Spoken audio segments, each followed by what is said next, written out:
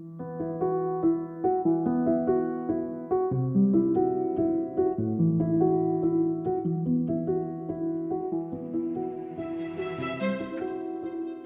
journey begins from a young age, being born to a German-English mother and a Cree father in the 1970s. I didn't know who I was, despite my dark hair, dark eyes, and olive skin.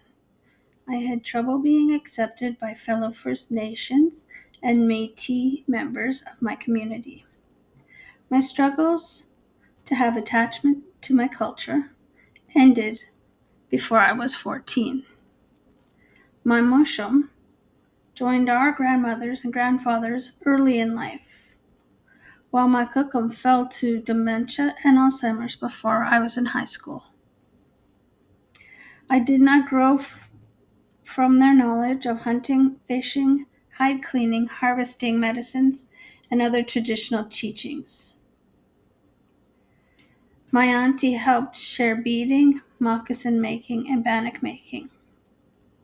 I was never allowed to share my teachings, languages, nor identity in public, especially in my Catholic elementary school. I was punished for speaking about it, for defending all Indigenous people. "We are not savages," I yelled at my grade 2 teacher. My mom forced me to stop sharing and defending my culture. It only would bring me hurt and punishment. I am not a savage.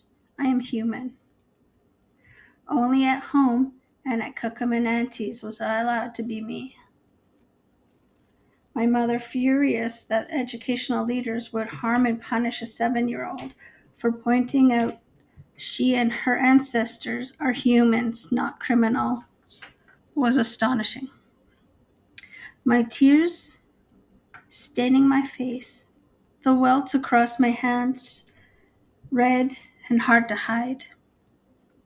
The humiliation only to go home and be told not to talk about my Indian side again.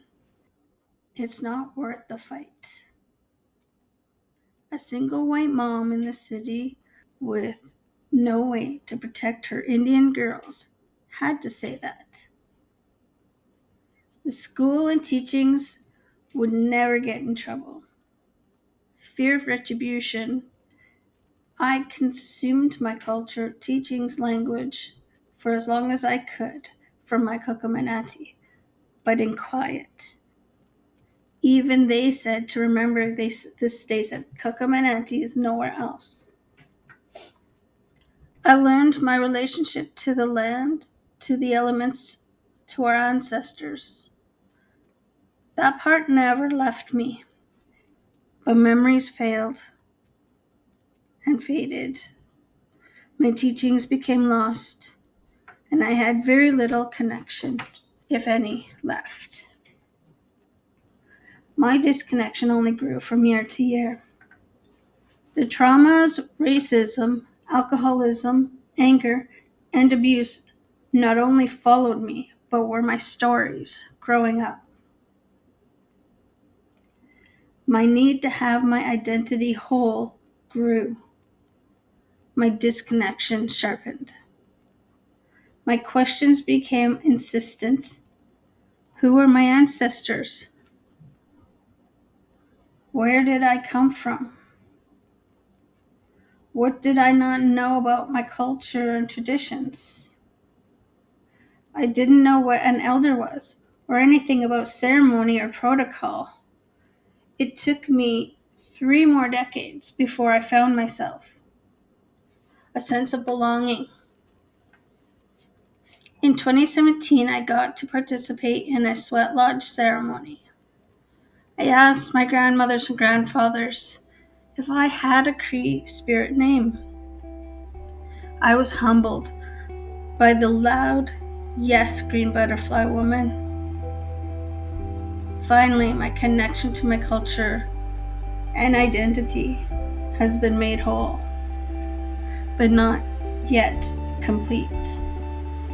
My journey has just begun. I am Green Butterfly Woman. Askitakosu Memaquus a Squale.